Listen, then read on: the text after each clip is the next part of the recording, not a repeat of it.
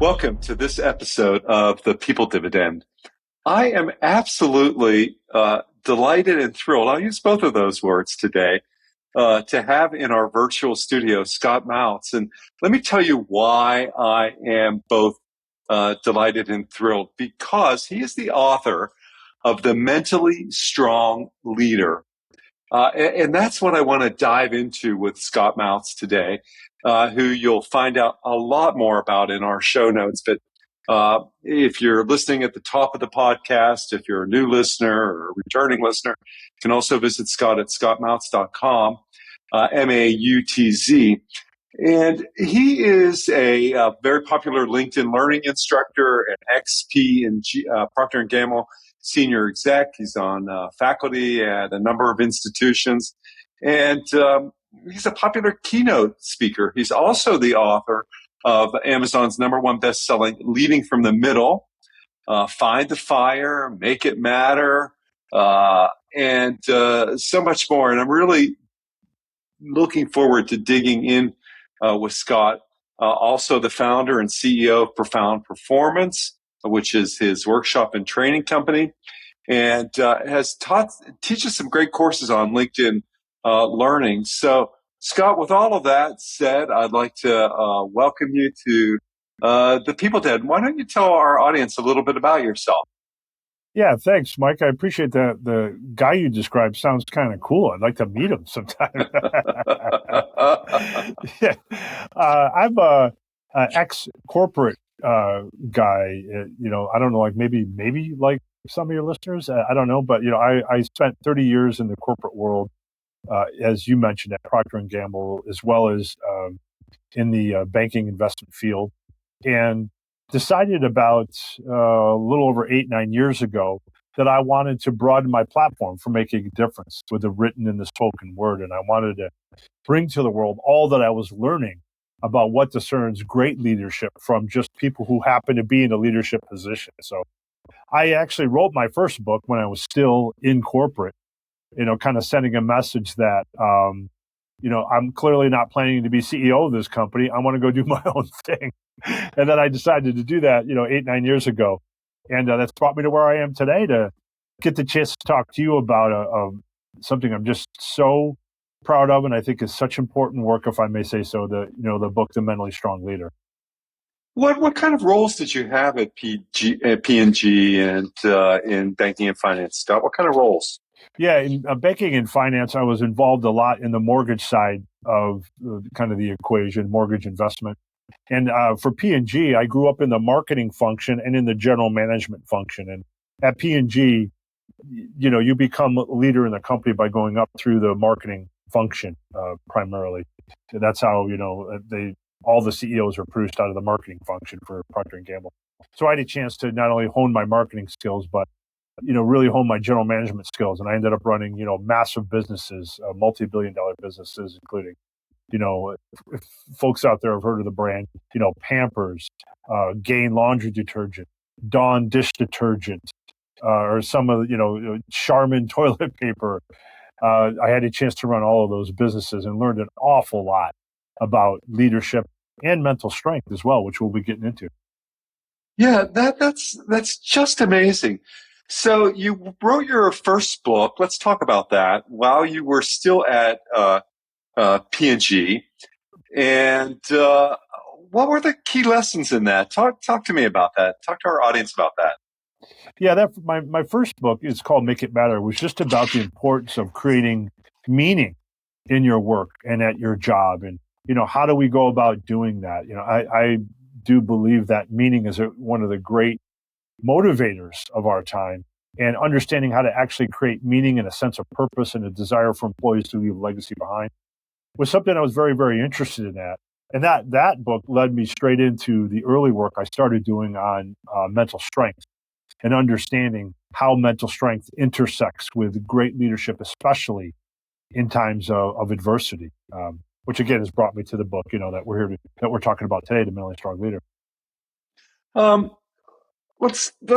I just finished a strategy meeting with a client, and when I'm in those strategy meetings, I'm often reminded that there are maybe 4 choices that leadership teams have relative to strategy.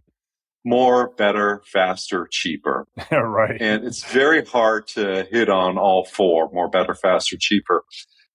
Three, if you're lucky. Yeah. And that's where I want to think about, again, your first book, Make It Better. Why was better the choice? Well, What was it about Make It Better? Well, actually, it was Make It Matter, Mike. Make it matter. Yeah. And matter it goes back to the concept of meaning. That if you really want to motivate employees at their core, you're focusing on helping their work feel like it matters to them. It matters to them personally. It matters to the organization. It matters to those folks around them. So it was really a love letter, if you will, Mike, to the power of creating meaning for employees in an organization. I think that's so key, is thinking about make it matter. Maybe that's the fifth category, and maybe that it goes over all of this stuff, so that you can get three of those four: better, faster, cheaper, more. But making it matter is really what counts. I know, as I'm working on a book. A next book called The People Dividend, the same name as the podcast. It's really based on humanistic values and having people bring more of who they are to what they do. And I think, we have an endemic of bad managers in the United States. I think that's true. Yes. People don't care. Or you go to a one-on-one with them and, they say, how's it going? You want to give a recap of your work? And I don't think they really listen all that well in some ways. That's why I love this idea about Make It Matter and what you did with that. Yeah, thanks. I really found it was a really good backdrop, and it was the perfect kind of entree into the concept of mental strength as well, Mike, because if you want to, as a leader, you have to be willing to set aside, understand that leadership is quite often, it means it's no longer about you. It's about looking at things through the lens of your employees and those around you, helping them to deliver on their goals and the company's goals by helping them to learn and to grow, helping them to find meaning in their own work. That requires mental strength. And it was that exploration of helping others to find meaning in their work as a motivator that led me to and turned me on to mental strength to begin with. Well, let's talk about your book, The Mentally Strong Leader. It's a title that I think has a lot of attraction. Let's be mentally strong at this. And it has a lot of charged words to it as well. About tell me, how'd the book title come about?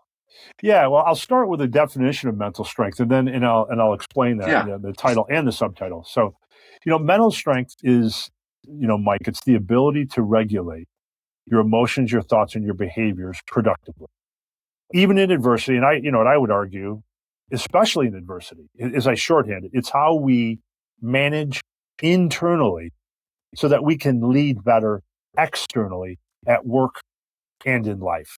And here's the thing, Mike, most of us intuitively understand this. You've been in the leadership game for a long time. You, and I'm sure all your listeners, they already understand that if you want to succeed at work and in life, you have to be able to regulate how you think, how you act, how you behave, what you emote. We know that. But the problem is, it's really, really hard to do that. Really hard to do that. So it requires the ability to build habits, systems, and frameworks to allow you to become mentally strong. And I'll get more into what mentally strong means, but to your question about the title. So therefore, the full title is, The Mentally Strong Leader, which offers a benefit and a promise that is a hard thing to accomplish. So it turns a lot of heads and opens a lot of eyes. And then the subtitle is, Mentally Strong Leader, build the habits to productively regulate your emotions, your thoughts, and your behaviors. So yes, I have been getting a lot of very positive feedback on the title, and I think it helps explain the incredible sales rate we're seeing right out of the gate with the book, because it speaks to an unmet need, this desire to become mentally stronger, which again, I can delve into more in just a minute what that means, but I want to make sure I'm answering. Does that make sense on how I came No, it about the makes title? total sense. I mean, it's a provocative title. Maybe it's not provocative, but it's an evocative title. Yeah. It makes, as a consumer, it makes you want to dig into that. And I think it acknowledges that the game of leadership isn't for the weak at heart. That's right. And also, Mike, it goes well beyond EQ or emotional intelligence, right? That's been the buzzword of the past decade. EQ being, getting your emotions to work for you versus against you. EQ is a part of mental strength. The broader umbrella is mental strength, because mental strength goes beyond just regulating your emotions. It's also about really understanding how to control your thoughts, how to be self-aware of how you're showing up, what behaviors are, what messages you're sending to the troops. So I really believe, and I think part of the reason why you're seeing it as an attractive title and evocative, is I believe you're going to see mental strength becomes the EQ for the next decade, because it's broader than EQ, it's more comprehensive. And as I get into what it means, the mental muscles involved, you're going to find out it's a really, really powerful concept and skill. It's so interesting. I'm glad, Scott Mautz, that you're extending these concepts. A few weeks ago, on the People Dividend, we had a guest, Dr. Steve Stein, and Stephen Stein is one of the biggest businesses in North America on EQ, EI, following on from Daniel Goleman's work. And he also has just an interesting background in terms of doing a lot of EI and EQ work with reality TV shows. Yes. And then also recently on the People Dividend was Yossi Amram, who is positioning something called SI, spiritual intelligence. So that's why I love to see what you're doing in terms of this, mentally strong leader. I want to say mentally tough, but that's not the right word. There's a difference, I imagine, Scott, between a mentally strong and a mentally tough leader. What do you think? Is there something to that, Scott? Yes, it absolutely. Mental toughness is a part of mental strength. And now to get into the next level down definition, mental strength really equates to you exercising and developing 6 core mental muscles. Those mental muscles are fortitude, confidence, boldness, decision-making, goal focus, your ability to stay focused on the goals and keep your organization focused on those goals, and messaging, your ability to stay positive-minded and engaged even in the face of negativity. So you're sending a positive message to the troops. So these 6 core mental muscles that I've identified, fortitude, confidence, boldness, decision-making, goal-focused, messaging, the common denominator that runs through them is twofold. First of all, Mike, is one, they all require, you'll notice, self-regulation skills to be really good at. That's where the EI or EQ comes in, Scott. Yes, right? That's right. You can be naturally confident, and that's great, but you really have to work that confidence mental muscle over time to keep it strong. Here's the second common denominator across all of them, and this is something I'm really, really excited to share with you. I asked, and I've done this several times, I asked over 3,000 executives one simple question. Thinking of the highest achieving organizations you've ever been a part of that overcame the most obstacles, what were the attributes of the key leader in that position at that time? And every time I run this, Mike, between 90 to 91% of the 3,000 executives that I survey describe the same type of leader, a mentally strong leader that exhibits very specifically fortitude, confidence, boldness, decision-making, goal focus, and messaging, all skills that make sense would surface, especially in times of adversity. And here's the really interesting part, Mike. Even when I ask them, they don't all necessarily describe the leader as mentally strong. They describe the skill sets of fortitude and confidence and boldness, etc. But then when I present to them a pick list and I say, okay, I hear what you're saying about this leader. Now, I want you to describe the leader and what you just described to me in 1 or 2 words. Pick from this list. And I'll have buried in the list somewhere mentally strong. And I find, Mike, At that point, over 95% of respondents circle mentally strong to say, that's it. That's the words I've been looking for to describe this leader who was incredible in times of adversity and that helped us to achieve so much. It leads me to believe into the conclusion. This is what I'm so excited about, Mike, is that mental strength is the leadership superpower of our time because it closely correlates with high levels of achievement. And mentally strong may be that term we've been hunting for a long time to describe crisply the leader that excelled at times when we most needed a leader to excel. So much of business, Scott, seems to be about adversity. At least that's, or maybe those are just the clients that are attracted to me. That all come with an adverse set of circumstances, it seems, either because they're an executive, a founder who's gotten into some people trouble with his or her or their team, or their business, when I'm working with clients in an organization development capacity, is facing some strategic challenge that they perhaps didn't anticipate. They didn't anticipate it quickly enough. It's a mess out there for a lot of businesses and organizations. And I love this word fortitude that you talk about in terms of the disciplines or habits. It's sort of an old school word, isn't it, Scott? I mean, fortitude. And can you just uncover or unpack that a little bit for us? Fortitude. Yeah. What does it mean? Yeah, I mean, it's really the ability to push through a challenge towards achievement. And to your point, Mike, it's why so many people are drawn to the term mentally strong, because it implies that you need strength to get through something, right? We don't need to be mentally strong you don't need to be strong to lift a lot of weight.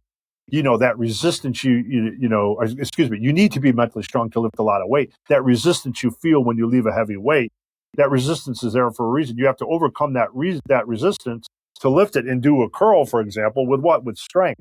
So fortitude is, just naturally speaking, it is a little bit old school. It's going back to that old school ability to understand that we have to accept the circumstances that we're in, or at least understand them. We can't deny them. We have to face them, and we have to face them with strength and with resilience. And that is a key essential part of mental strength. One of the major mental muscles of the six, if you will, is the fortitude muscle. These six all go together, right? I mean, fortitude, confidence, boldness, decision-making, goal focus, messaging. I've noticed some leaders, men and women that I've worked with, they might be confident and bold. Yeah. But maybe some of the other items are lacking. Do you have to have all of these? I mean, in order to be the mentally strong leader? No, here's the thing. The opposite of mentally strong, first of all, Mike, is not mentally weak. We all have a baseline of mental strength to work from. We all have strengths to strengthen. The key here, Mike, is to understand which muscles you need to work on. You don't have to sweat being super strong in all of them, but you do have to understand the muscles that can need strengthening. You do that by taking the mental strength self-assessment that is in the book, The Mentally Strong Leader. It's 50 questions that you take that I have been working with, data science to help design the questions. It takes you about 15 minutes of quiet introspective thinking to answer the 50 questions in the mental strength self-assessment. When you're done, you get an overall mental strength score that places you in one of 4 tiers of mental strength. And no one tier is any better than another. It just speaks to your own personal journey. And you get a score for each of the core 6 mental muscles. You find out what your fortitude score is, your boldness score, your decision-making score. Armed with that, Mike, to your question now, you could then say the most important muscle is probably the muscle that you want to strengthen the most. Not to ignore the things you're strong at, because you got to keep working at that, right? What happens if physically you stop going to the gym, even if you're strong? Your muscles deteriorate. It's the same thing with our mental muscles. You have to be able to work individual muscles over time. Never necessarily all at the same time, right? You don't go to the gym to work every muscle in your body for 19 hours straight. That's ridiculous, right? Wednesday might be leg day. Thursday is arm day. Friday is back day. Same thing with mental strength. You take the mental strength self-assessment, you understand which muscles you need to level up. Those are the ones that become the most important over time. And some level of competence in all of that maximizes your mental strength, but you don't have to max out the chart on all of these to be considered mentally strong, right? Does that make sense, Mike? Yes, Scott. And I think, as I think about the short version of you, again, a former Procter Gamble senior executive, an award-winning, best-selling author, a faculty member at the Kelley School of Business at Indiana University for executive education, a popular LinkedIn learning instructor, a frequent guest in many publications, and a long list of corporate clients, all of whom many in the audience would recognize. This isn't a typical path for a corporate guy. I think you could argue you need mental strength to follow my kind of path, but Yeah. what, Mike, and you may find this surprising, maybe you don't. I don't know. But when I really started discovering the power of mental strength about 2 decades ago in my research. When I really started thinking, I want to go do this for a living full time outside of the corporate world, mental strength became the driver for me because I got so excited, Mike, the more I learned, the more data points I gathered, that I do believe mental strength is the next thing above EQ, not only literally because EQ is a part of it, but it's going to be the next thing that we focus on for the next 10 years, especially given the environment we work in now, where there's more distractions than ever. I mean, we have a hard time agreeing on what the facts are as a society. The need for mental strength has never been stronger. That started bubbling up in me decades ago as I learned more and more about mental strength. And it's what led me to this non-traditional path, Mike. It all ties back to my desire to bring the power of mental strength to the masses. I want to be the person that does that because I really do believe the data would indicate that it's the next thing we need to focus on as a superpower. A bazillion years ago, when I did my doctoral dissertation, and I was exploring how CEOs understood leadership or how they came to understand leadership, and I compared and contrasted them with the people in a couple of other professions, or with a couple of other professions. One of the things I learned about the CEOs is that all of them successful really had almost a lifetime of reinforcement about leadership. Yeah. They were head of the Boy Scouts. They were captain in their sports team. They held leadership positions in a lot of activities they had in a formative sense. What was it that led you to this idea about mentally strong that happened way before your corporate career? What were some of the formative experiences there? I think, if you remember, Mike, I was describing earlier that I started doing, research, 3,000 executives at a time, multiple times, asking that question, when we're thinking of the highest achieving organizations we've ever been a part of that overcame the most obstacles, what was it about that leader that led us through that? And I had some early formative powerhouse leaders in my days at Procter Gamble that looking back on now, I have the term. I could describe them as mentally strong now. And I even opened up the book, Mentally Strong Leader, with a story of one of those incredibly mentally strong leaders that I encountered that just made the room light up, made you want to run through a brick wall for him, acted with incredible boldness and smart risk-taking and a sense of confidence that permeated into the organization and a sense of resilience and decisiveness. And it was those early experiences with really strong leaders at Procter & Gamble. And, if I may say humbly, and I offer this in the book, I share this data point in Mentally Strong Leader as well, that, there's no company in America or in the world that has more people that leave their company and leave the marketing function that go on to become CEOs than Procter & Gamble. It's a CEO factory. So I got exposed very early to a lot of people who are now CEOs in other massive companies around the world that I could describe as, now looking back on, mentally strong. And I got a chance to study them and discern what they did that's made them stand out versus so many other leaders that I work for that were just, average or mediocre. So it was that exposure early on, Mike, that really led me down this path of this interest in what I had uncovered with mental strength. Well, a lot of confluence of events, my Yeah. life at this moment in time. And I was thinking about, well, there's really nothing that prepares you to be a parent. You have a baby, you figure it out. And I was relating that or thinking about that in terms of becoming a manager as well. It's nothing, I don't think there's much that really prepares you to be a manager. Maybe you go to some courses. I think they have little effect, particularly early on.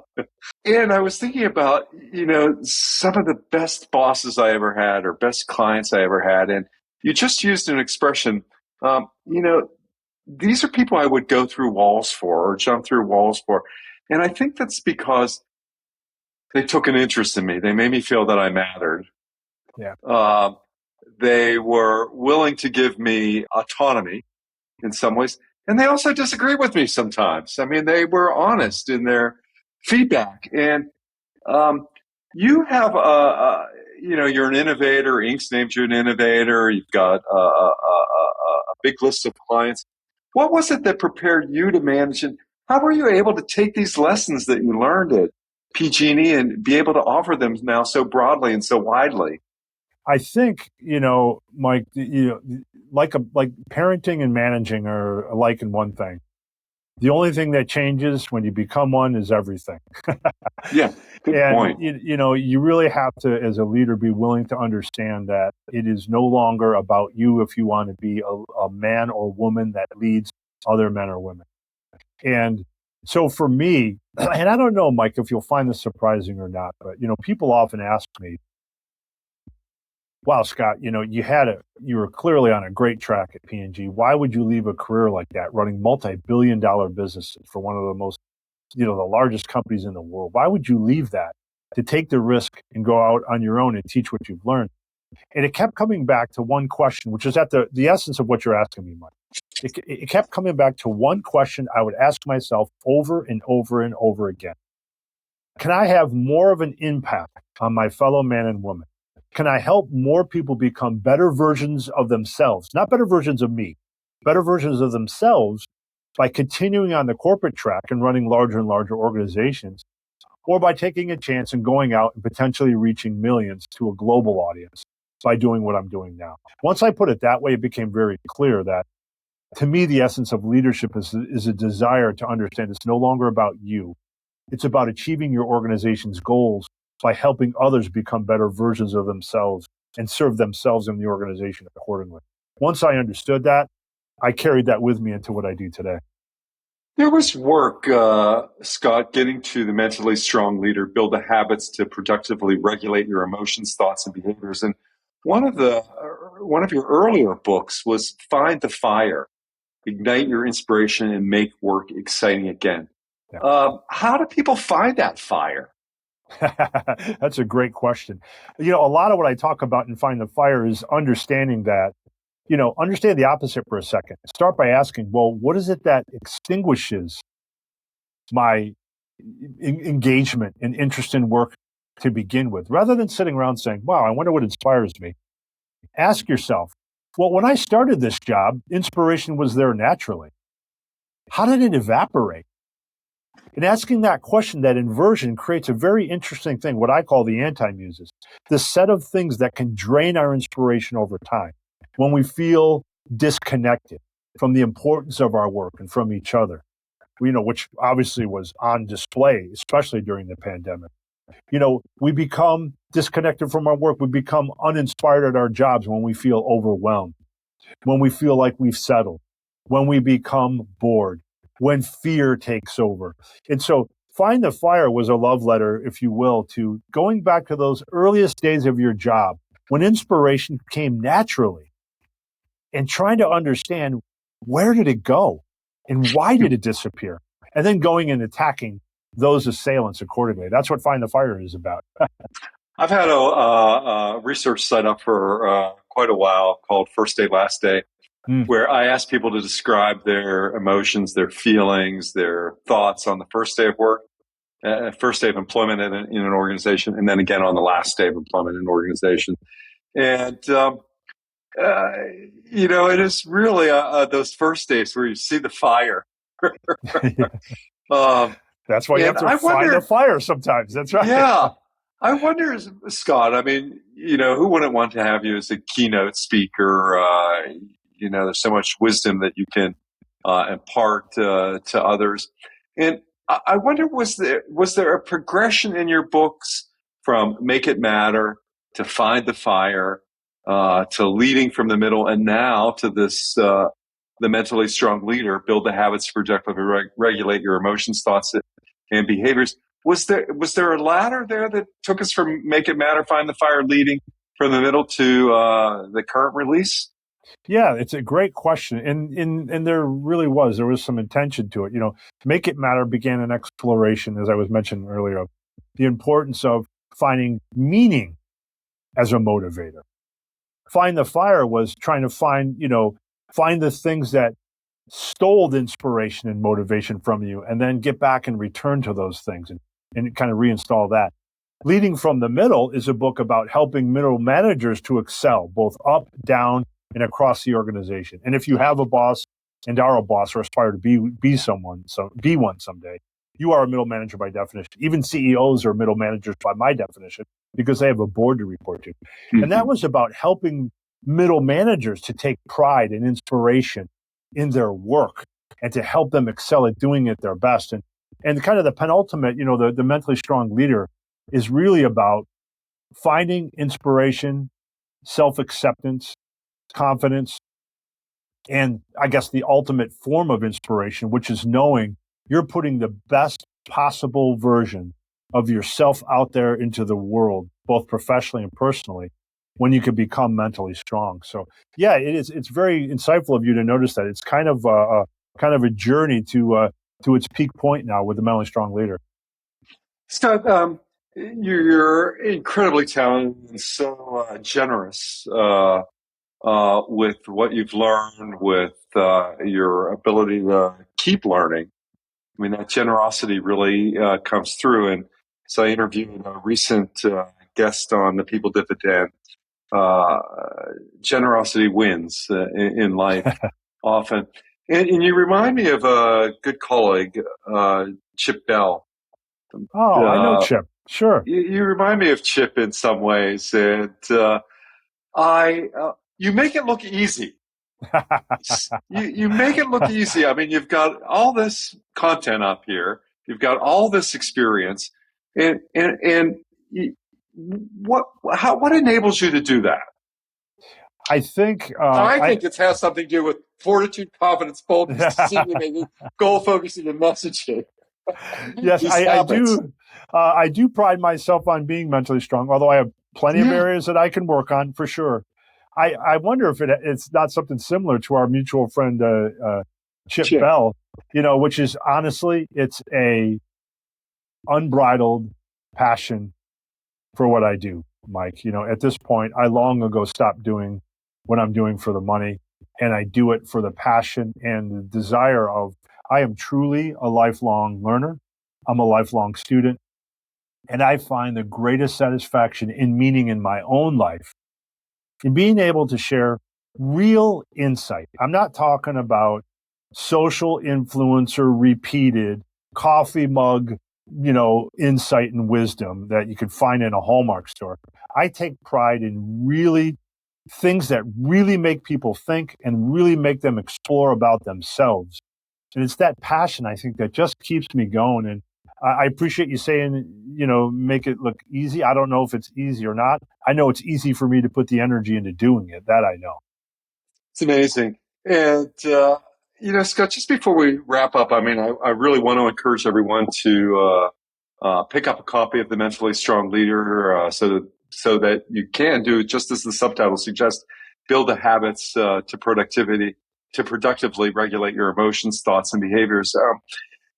So again, just before wrapping up, I mean, we're well into the second half of the year. I'm wondering, as we, move forward through 2024, if you would have some tips or guidance to build this mentally strong focus for listeners that they can put into practice. And this is a really important point, Mike. I'm glad we're closing on this because, the subtitle of the Mentally Strong Leader is Build the Habits to ... And the Mentally Strong Leader is filled with habit building science to help us with this difficult task of becoming mentally stronger. Meaning, if you want to build a habit, right? Any habit is repetition. You got to get reps in. Just like if you want to build stronger, biceps, you got to do curls. You got to do repetitions of curls.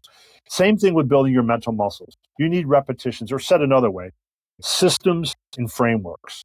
Mm-hmm. And within the Mentally Strong Leader, there are over 50 plus systems and frameworks, tools that you can use that have been proven, all pre-placed and pre-tested in real organizations all around the world, to help you figure out the first small step to take in building a habit of fortitude, to help you figure out what to do in moments of weakness when you feel your confidence muscle shriveling. So you get these 50 plus tools that will be there, Mike, to your point, to guide you along the way, because it's not necessarily an easy task to become and stay mentally strong, but you really can do it. If you start with an assessment of where you stand, you pick the muscles you want to work on, and you use the tools and the habits in the book, The Mentally Strong Leader, to get you there. Scott Mautz is a speaker, trainer, author. I might reposition that a little bit as a teacher, a mentor, a great colleague to have, an inspiration for all of us who are trying to do our best, to bring our best at leading, to lead in complexity, to lead in adversity, and really to bring the best version of ourselves to what we do into our teams, into our organizations. Scott Mautz, visit him at his website, look in the show notes for all of the resources where you can learn more from Scott. But visit him at scottmautz, MAUTZ.com. A great inspiration. One of my favorite podcasts this year is to feel the energy, the enthusiasm, and to really focus in on that, mentally strong as the concept. Scott Mautz, it's been an absolute pleasure and delight for me to be in conversation with you today. Thank you so much, Mike. It's been my pleasure to serve you, and thank you for what you do with your great podcast. Well, great. Thank you so much, Scott. And until the next episode of People Dividend, stay well.